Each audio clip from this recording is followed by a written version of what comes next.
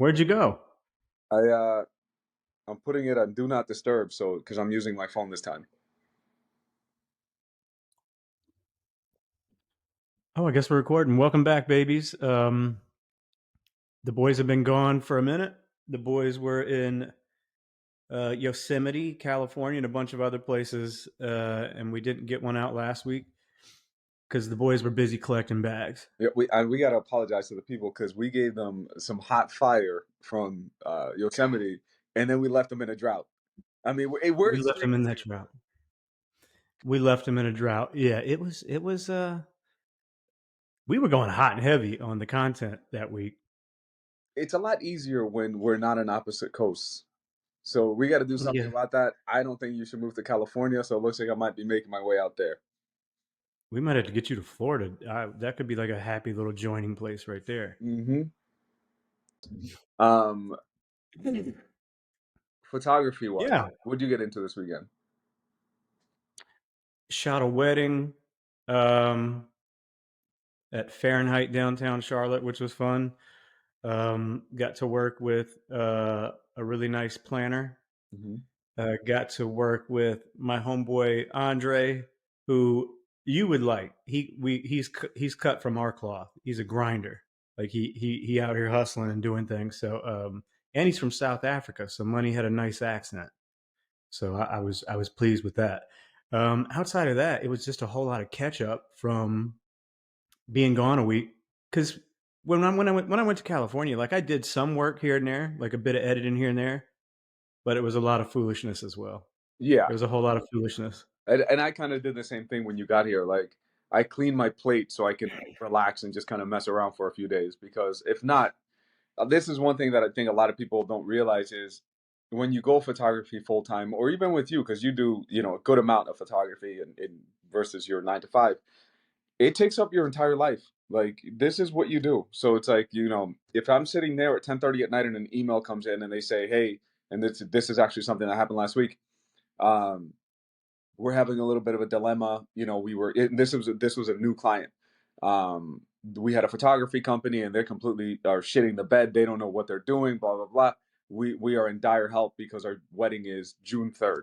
That's 2 weeks from now. You jump out of I was on the couch at 10:30 and I said I'm gonna relax. I'm gonna fuck that. I jumped up, responded, bum bum bum. Within 24 hours, that wedding was booked. It's like there is no days off really. So just like going back to the original point when we went to Yosemite, I kind of put a lot of things on pause because I just wanted to actually enjoy myself. But everything had to be done beforehand, so it wasn't gonna stack up at the end. Yeah. No, it was not. You right, and we mentioned this before. Like if you get inquiries and you sleep on them, or you even just give them a few hours, because these motherfuckers they're googling wherever their wedding is or California wedding photographer, something like that. They're going to get a list of people back, and they're going to probably send out a blanket email to all of them. And 9 times out of 10, whoever writes back first and sounds sweet, they're probably getting that business. And you sound sweet and look sweet. You When you write them back, you should include a photo of that sweet happy boy. You know what? I think we both should. Mm-mm. They're gonna see me and be like, "We don't want that gargoyle shooting our wedding." They're gonna see Nonsense. that nose. Well, today the lighting isn't killing you with the nose. Oh, I know. Yeah, because we go in a bit earlier, Yeah. but I do think we should give the people just a nice little recap from our trip. The people that have maybe watched vlogs or watched our stories will know that Mariposa was a shithole. Will know that And there was. let me if you haven't, go and watch the vlog that's on Scott's channel because we are biased because we're in it. It's very entertaining and it shows a little bit of Mariposa, which is what you're about to get into. So Scott Stockton on is it Scott Stockton Photography on YouTube? Yeah, Go and follow that. And go and check out the latest post, which is it is the latest post, right? The vlog. yeah. Yep. And then Well, anyway, thanks, continue. buddy. You were saying shithole. Thanks for the plug, Daddy. Yeah, no, it was a shithole. There was whites out there that looked like they were ready to get active on non-whites at any given moment. Basically, you like the yeah, the way they were staring you down, like it was weird. Like it did look like you mentioned in the video a guy looked like he was from Deliverance. Yes, the one Very that was going accurate. to the bar. Yeah. Hmm. We met a witch, and that's no disrespect. Shorty was an actual practicing witch. This was beautiful. She ran the front desk at the Mariposa Inn. Was it? Is that where we were at, Yeah. or was it the Yosemite Inn? Oh, Yosemite in Mariposa. I think they're currently changing it to Shithole Inn Oh, because that's what that place was. after our review.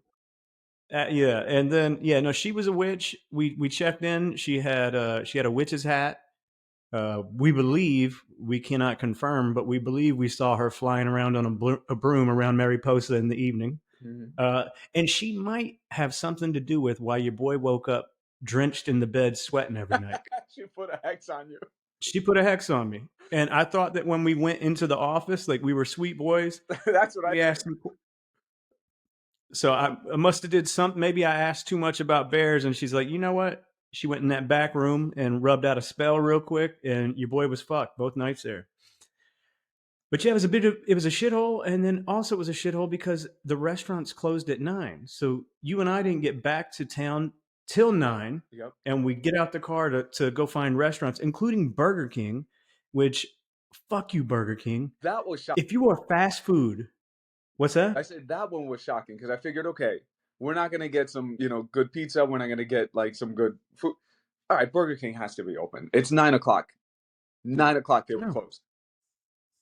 Yeah, Burger King. Like, is there like was there like a town rule? Like, and it's a tourist town. That's the strange part because you would assume they would be open for tourists, but everything closed at 9 o'clock. So we ended up having one fine establishment was open for us to pick up food. Scott, if you'd like to tell the people. Fuck. What was the name of? Wait, hold on. What was the name of this place? Oh no, I think I know what it was. Yeah. So the witch told us about this place. It was called the Hideout, right? Well, that's the one that was open that we went in there, and as soon as we went in there, I said, "Yeah, I don't feel like getting." Okay, so two fine establishments were open. We happened to dine at a 4-star place called Rite Aid. The boys walked in. We got some hot wing poppers or whatever that chicken was, which was horrific. What else did we get? We got some goomies, right? What? Yeah, yeah, they were awful. You picked out some goomies, right? We had a little bit of goomy worms or something like that on the plate with some chips. Hmm. A nice little beautiful meal from Rite Aid. But the witch did tell us about a place called the Hideout, which was the only place open, which that looks like the place where the Klan would meet at midnight. And I So was not fitting in. no. Mm. And I had a slight little tan. I had a nice little bit of color from the sun, so I think that they confused your boy as well. Like we weren't getting nice looks, so we didn't stay long there, and we ate in our hotel room like a couple of sweet boys. Yeah, we literally walked in and walked right out. Like walked in, looked around, fuck this, and turned it right back around and left. Because yeah, It was there was spooky. something. There was a vibe there that yeah, I wasn't trying to get fondled that night. So yeah, we got the hell out of Nah, there. yeah, it was rough. It was fun. The proposal was fun. Like those people, man, they were just so sweet. Like Yep. it was like family immediately. Like it was crazy. And you're still waiting on somebody to let you borrow a jacket though. That's the only thing I dislike about them. Now, one of them tossed me their jacket. To be fair, I'm not sure how to fit in any of them. Uh, like my guy with the red jacket, that velvet jacket, that looked like something I would tear apart trying to put on. So, But yeah, but they were sweet. They asked us if we want anything. They were very kind and courteous. It's nice when you go out to work and you're around people like that. exactly. And that's the thing. Like, even though it was a long day, even though here's the thing with proposals, the proposal itself it only takes what 10 minutes really to actually shoot that part, not even. And then we always do like a little session after. So in total, maybe it takes about an hour and a half, an hour. Usually they have plans afterwards, so we don't want to keep them too long. But it's just planning the entire day. So the entire day we were just looking for areas where it's going to be the best for the proposal. We were supposed to do it at Taft Point, but that was closed. So then we were going to do it at the valley, and then we were finding different backgrounds, and I kept sending him photos of Scott on one knee to kind of show him what it would look like. And even though we found an area that worked, they kind of got distracted and they were taking photos in a different area.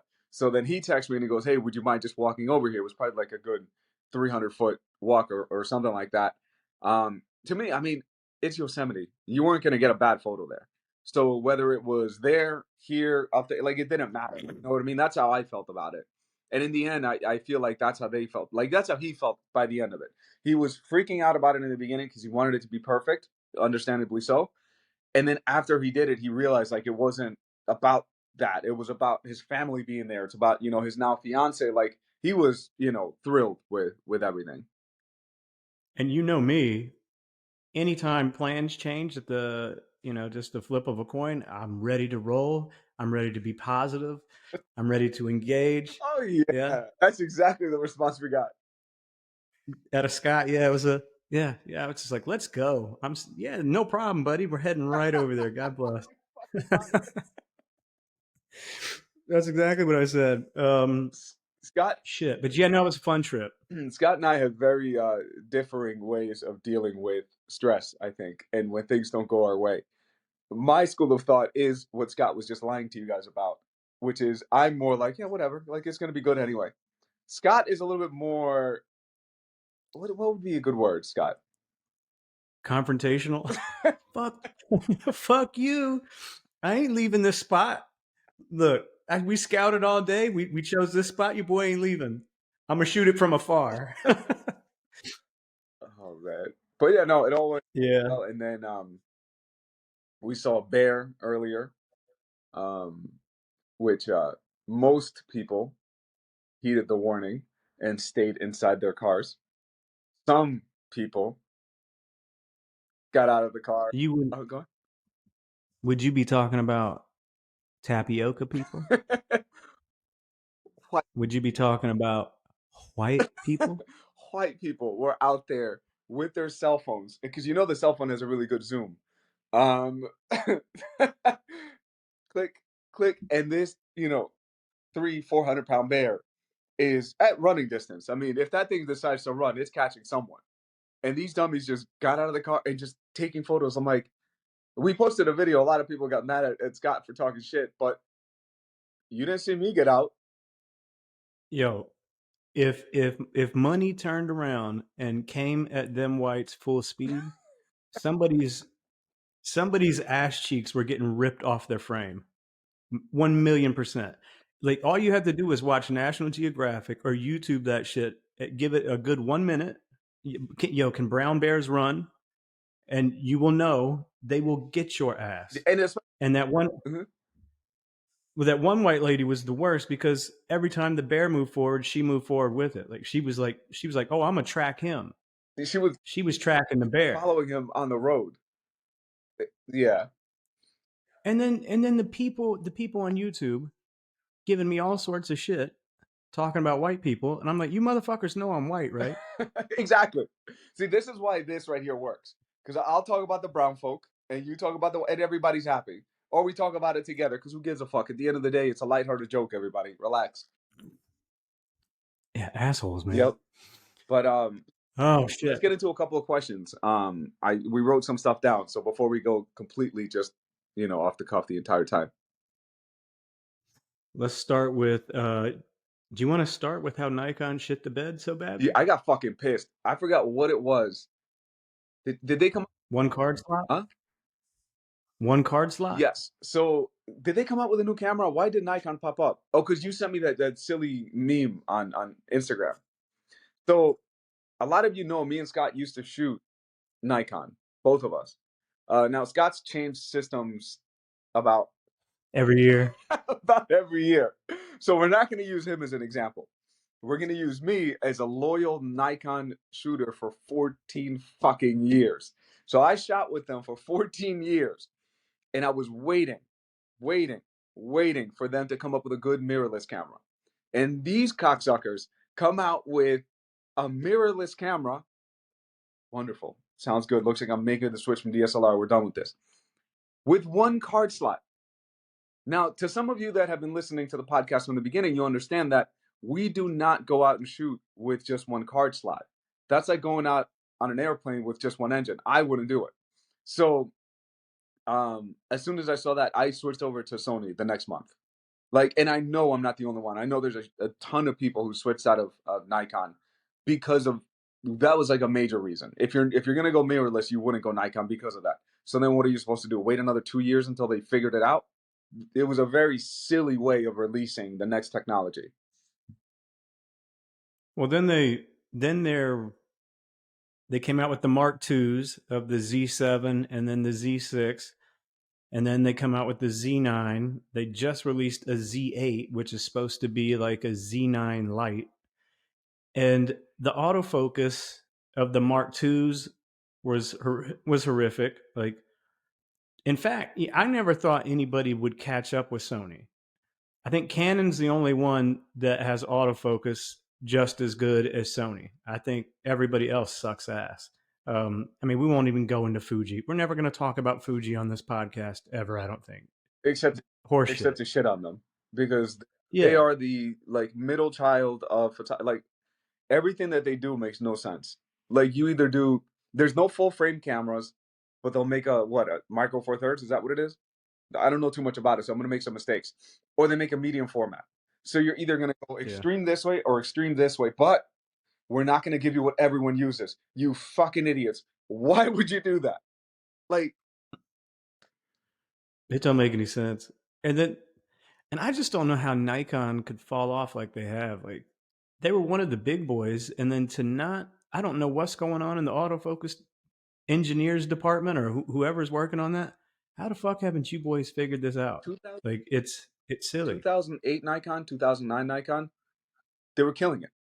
They came out with the D3, I remember, and they came out with the D700, which were incredible low light cameras. And at the time, anything that was shot over ISO 400, once you were into like the 800 range, it was useless. Like that's why I tell our shooters now that if you're shooting at 6400 or 12,800, I don't care. That's fine. Because I remember back in the day, ISO 800 looked worse than that. So when Nikon came out with the game changing like low light cameras, they were amazing, and their autofocus was impeccable. It was amazing. So I don't know how the hell they went backwards in autofocus, or if they really just rested on their laurels, as they say, and then everybody crept up and then passed them.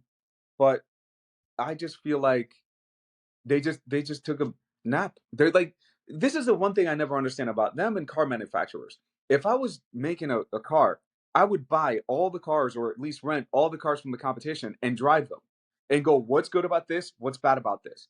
So if you're a camera company, why the fuck wouldn't you buy all the competition that you're trying to compete with and then go out and shoot with them if they're already out and see what's good about them, what's bad about them, and come up with something that makes the most sense? And you know these nerds should be able to reverse engineer. I'd buy up the competition cameras and I'd take those motherfuckers apart and dive into their tech. Now that might be against some rules, but I'm sure you can do it and finesse it to where it doesn't look like you you stole their tech. One thing I will always give Nikon though is I always felt like their raw files are the best raw files I've used. I agree. Like the way they recover from the shadows, like and the low noise, like even just the D750, um, like it's. I just felt like I could get more out of the shadows without introducing grain, or you know how sometimes when you're pulling too much from shadows, it starts to get color noise and all that. Like I just felt like they were amazing at that. So it's just weird. Like autofocus seems like something that everybody should be able to nail, but Yeah, because I agree with you. The dynamic range on Nikon to me is still better. I don't know about how much better now, but at the time when I stopped shooting with them, their dynamic range was better, hands down. Between Nikon, Canon, and Sony, we don't talk about Fuji. Their their range was the best. yeah, fuck Fuji, fuck hipsters, all these people that run around that think it's cute because it's got leather on the back and all this weird shit. Oh, it's got film. It's got film emulations or whatever they like to call it. It can simulate old film from 60 years. Who gives a Bring fuck? I could get a preset that could do that. it into Lightroom, throw a preset on it. I mean, that's really what it is. I mean, whatever, to each their own. People can spend their money however the fuck they want. But as far as like, what's a good tool to do this as a professional, there's really only a couple of options, or at least, yeah, I would say two. I would say Canon and Sony. If you're gonna get a camera for work, Canon or Sony are gonna be the main workhorses. Hasselblad, Speaking of which, something else, but go ahead. man, if I went back to Sony, the amount of people that I know that I converted to Canon, they would be so angry at the kid. But I have been fucking around As they should be, because you're because wrong. because Andre Andre from Sunday's wedding was shooting with Sony, and he got to talking about the 35 to 150. That is the reason I would switch back for that one lens, and because I know it's quality photos. So like I've been specking out in my head. I got an A9, an A7 4. I would only get three lenses: the 35 to 150, the Sigma 14 to 24, and so basically I'm covering all bases with that. But then I really loved the 51 too. That would be my little portrait lens. But I would. That's all you. That's all. Damn. All you really need to shoot weddings is that 14 to 24 and that 35 to 150, and you cook. That's you just cook the whole That's day. what I've been using for. So yeah, I've been flirting around with that I idea. think you should switch back and then get everybody angry at you. You know what, everybody, leave a comment below if you're watching this on YouTube. Leave Scott some hate for sending people down the wrong path and then going, bye guys, and then going this way. Because you're coming back to Sony. It's a possibility. That long silence. The the trade in, the selling of what I have, and then how much it's going to cost to do the conversion is what would dictate when I I do it. bet you Now, if Tamron, if you went go ahead. and saw what your equipment is going for, because when you buy Canon, I've noticed you buy like the top notch because you have to. You can't do the third party because Canon They don't have it. dickheads. Yeah. So I would go and look after we get off of this and see how much you would get for your equipment. I bet you an A9, a 35 to 150, 14 to 24, and an A7 4. Or if you're not shooting with two bodies, I would get an A7 III as a backup. To be honest, that's what I have. Well, honestly, I think I could get Tamron to send me that 35 to 150 It's again. likely. I mean, you always supply work to them. If, Well, and as long as I tell her, hey, I'll get a bunch more content and shit out of it, I wouldn't see why she you know wouldn't. what? Everybody, So I might fuck with that. everybody, let us know. Should Scott go back to Sony? Yeah, And what? yeah. This is hard hitting. We're gonna turn this into a reel. Should Scott go back to Sony and join the dark side again with the ultimate lens, the 35 to 150? It's just the ultimate fucking lens. That's the main reason why I would go back, because the quality of, I'm gonna be honest, having used both the Canon mirrorless, the latest versus Sony's the latest, there's no difference in the autofocus. Mhm. To me, there's no real difference in the raw file performance. Like I think both of them pull from the shadows about the same. I think Sony on paper has a little bit more high dynamic range, but for me, the big thing would be that 35 to 150. Because ever since I switched and I'm shooting weddings, when I find myself having to switch lenses a lot more, when if I had that 35 to 150, like I said, those last few weddings I shot with that thing might have did 95% of the day with that lens, and the rest would be like wide, extreme wide stuff for like dance floor shit. Yeah. So on that note, to give some people some advice, if you're listening to this, you're thinking about what camera to get, what lens to get. They're all going to do the same thing, basically. It's what's going to make your job the easiest.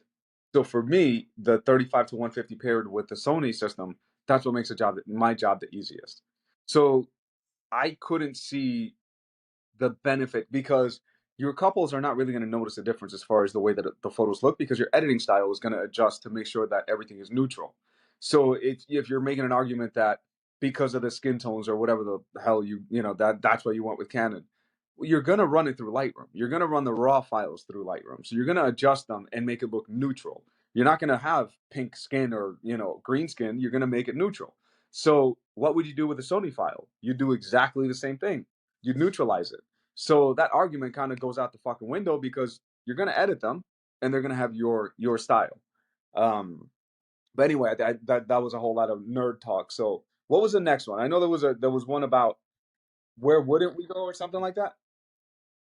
I mean, we got money, how it's not everything, but the fact that we feel so fortunate. This is what we do for a living. We talk about it a lot, collecting bags. Like Mhm. we have fun with that. Uh, which I think the boys should get a new logo with us holding bags of money. But the thing is, if without context, people may look at it because there are a lot of photographers, videographers in any industry like this where they do a certain job because it pays the bills, but they're fucking miserable doing it. So the end all is how much money can I possibly make? For us, it's not that. Like even today, dude, like there was a not a bride, but it was the aunt. She was helping her niece out because her father had just passed away recently, so he's not going to be covering some of the expenses because he passed away, and there's no one really to help her. No, so I modified a package and I went, boom, this is what we're going to do to make it easier for you. So the way that I looked at it, it was a very mutual way of everybody being happy. I gave them a little break because I understood that they're going through a lot of shit right now, but they gave me a day that I get to work. You know what I'm saying? So like to Yeah. me, like every single time we do joke around about getting a bag and all this, it's yeah, we're having fun with it, but at the same time, like I feel so fucking happy that like I don't have to report to some asshole at a job and at a certain time every single day. Like I've been here the entire day. I'm wearing sweatpants right now. You know what I mean? Like it's yeah, we joke around about it, but we never take it for granted. Now, Yosemite Elmer would have had no sweatpants or shirt on You know what? Here, because she was getting live up there. vlog Elmer didn't wear, Vlog Elmer. so I feel We couldn't keep clothes on him when we were I feel vlogging. restricted right now. But Hmm. I'll let the people go and watch the vlog if they want to see that. Yeah, it is nice working a job you love. And then you have my situation where I split time 50-50 with having a boss and not having a boss. But man, if we get this YouTube shit to take off, how many more hours do you need before you can monetize yours? I think like another 1,500 hours, but I haven't posted in like a month and a half. I got to post on that too. We've been too busy collecting bags. We've been shooting, so I haven't had time to do. I could do it. Well, and Always time. I just haven't done it. the worst part about it is it holds only for 12 months, 360. It only counts your view count for that. So like if you're not if we're not constantly active on it, we're going to be fucked at some point. Exactly. Yep. So it's just a matter of just doing it, as they say. Yeah. We also had learning from other people's mistakes to make your company run smoother. Yes. So if you don't mind, this is Yeah. what just happened when I was telling you that that person emailed me in a panic. Basically, what she explained to me is there was a lot of disorganization going on in that other studio. They originally had a photographer who shot their engagement session. They didn't tell that photographer that he was also going to be shooting the wedding. So he thought he was just contracted for the engagement session. It's a fair mistake. If you don't tell him, how the hell is he supposed to know? Um, so he ended up booking his own job. Then the person who they connected the bride with, they basically every time she would try to call, it would go straight to voicemail, straight to voicemail. So imagine you're planning your wedding and you're a bride and you have a question or you needed something and you're trying to call your photographer and it goes straight to voicemail. What are you gonna think? Yeah, somebody pull the rug out from under you. So then she kept trying to call the company. They were giving her the Yeah. runaround that they couldn't. She had to schedule to talk to someone. It's like fuck this. At the end of the day, she felt like, are these people even going to show up if the photographer's not even picking up? So in conclusion, what I'm saying is, I don't only learn from what people are doing right, but I look at things like how people are doing wrong, and that always gives. And I say this to my team, gives us confidence, not us as T and K the team, but individually. There are people out there fucking around and they're still busy and they're still booking and they're still doing good. So if you can do really good and give really good photos, how are you going to ever be hungry? You know what I'm saying? Like, you're always going to be busy. And that's what I always try to teach the team. It's like, treat people well. You should already know how to shoot by the time you show up, and be on top of it with customer service. It's a very simple formula. Yeah. No, you're right. I've had a few photographers give me weddings because they double booked because they were unorganized and not on top of their shit. And that always scared the absolute shit out of me. I was like, that is one phone call that I never want to have with the bride and groom, that I fucked up, or however I would lie about it. But but basically, sorry, I can't shoot your wedding.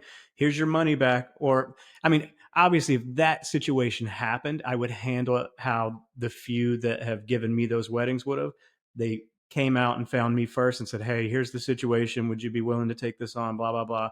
Then coming to the person and saying, "Hey, I've had I had some mistakes. Whatever it is, I found somebody who shoots similar to me. He's available today and will agree to do it for the same fee that I agreed to do it. So nothing really changes. You're just dealing with a different person now."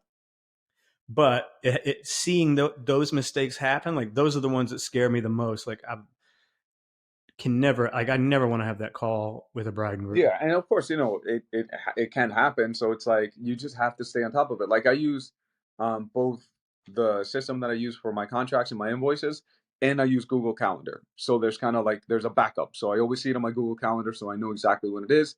Um, but yeah, I mean, shit like that, it can happen if you're not organized. And I mean, if you're not shooting fucking 50, 60, 80 weddings a year, that shouldn't happen. You know what I'm saying? If you're shooting 20 weddings, you should know the exact date for every single one of them. Yeah. What now for the people out there? Where do you think Elmer and I should go next? Now, Monkey is violently, disrespectfully, and very rudely trying to get us to go stay at the most expensive places in Miami. And she's applying pressure, like in the group chat today. We should be like, Scott, what are you doing? Like, she's all, is Miami where you want to see the boys? Do you want to see us in some, some nice little Hawaiian shirts on the beach? Or maybe no shirts on the beach. If we're down there, we're vlogging. So this man's not going to have a shirt I was on. about to say, I'm good with Miami because I don't have to wear a shirt there. So I'm gonna look. I'm gonna take the robe from whatever shit hotel I stay in, and I'm gonna wear that out on the beach.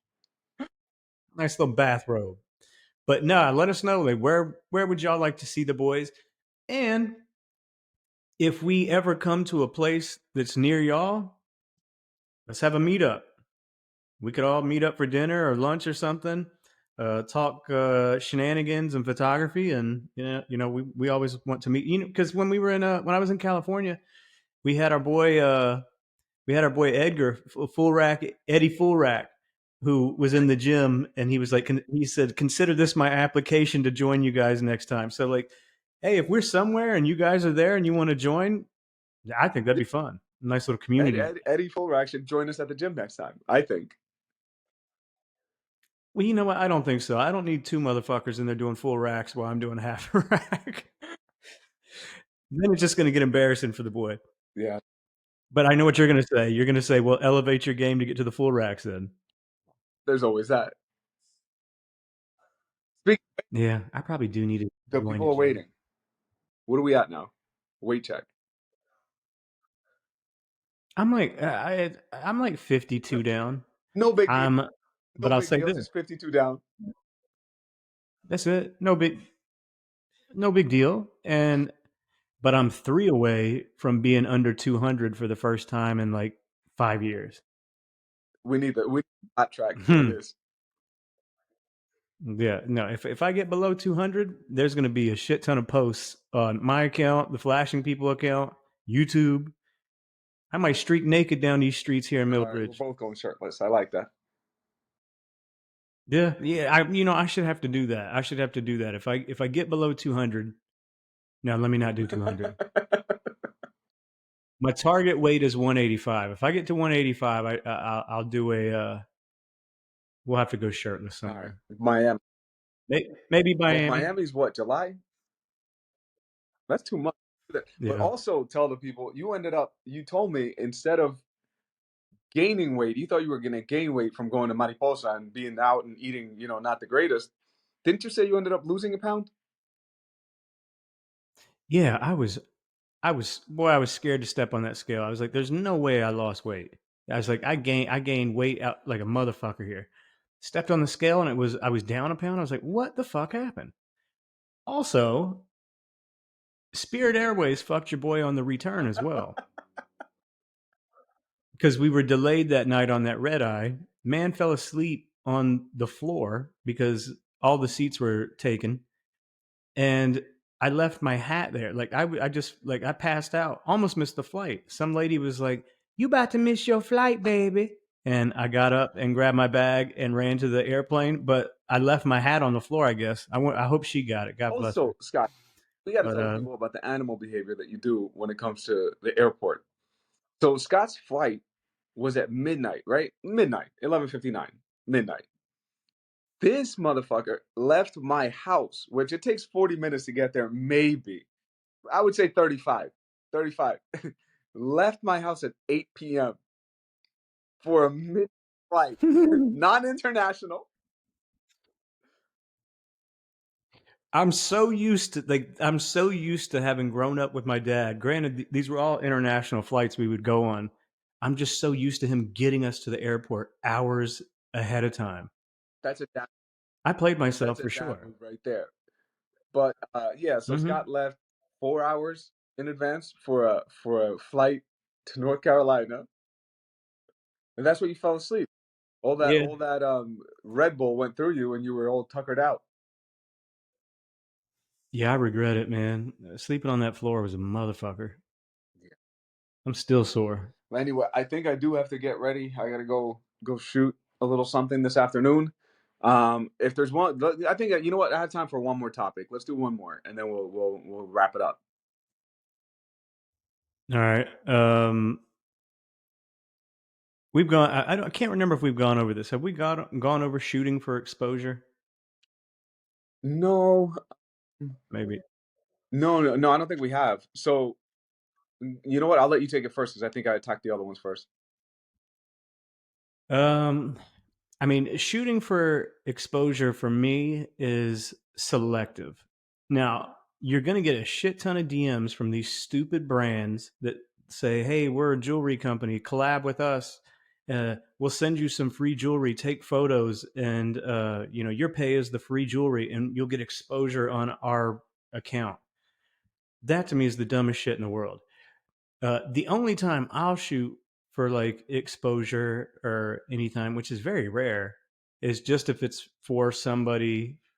It's not so much for exposure; it's for maybe to get a partnership ship down the road, like we were something that kind of started a little bit with Tamron and people like that. So like if it's somebody that I'm predicting that if I do some work for them, I might could get something from them, or if I can help them, they might help me and say, "Hey, we love what you did. We love how you use our lenses and blah blah blah. Why don't you want to be an ambassador? Or maybe we can get you to do that." Like, if there's going to be some kind of mutual, like the benefit has to be mutual. A payment for some shitty jewelry brand in the form of their shitty jewelry doesn't work for me.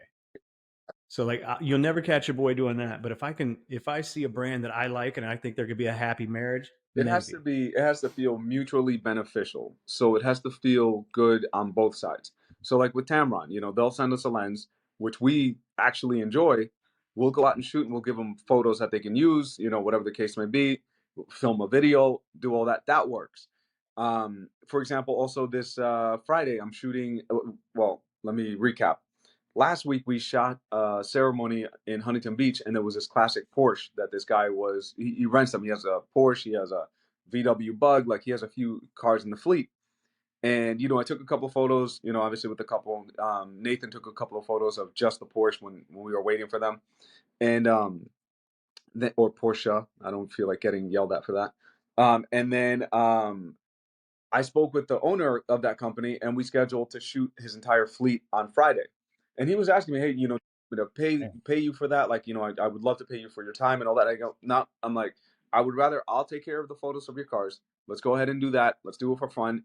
And if you have any couples that are going to get married and they don't have a photographer, whatever the case it may be, they have a ceremony, engagement, they don't have, send them our way. You know what I mean? We'll take care of them. I'll take care of you. No big deal. And that's how it worked out. So it's not so much shooting for exposure, but that's how I like to do things. And I even said it to him, like, I would rather build a relationship with you than take a short term payment for something. You know what I mean? Like, I would rather just help you so we can work together. Yeah. No, I like that. I like that. So you said you're about to go shoot. I'm about to go take the kids on a run because they need some fitness in their life. It's good for them. Yeah. And then, yeah, so y'all, we love y'all. Thanks for tuning in. Let us know where we got to go next. If y'all want to meet up with us, we're down for that. In closing, get out there, collect some bags, don't get your car repossessed, and enjoy your life. All right. Bye.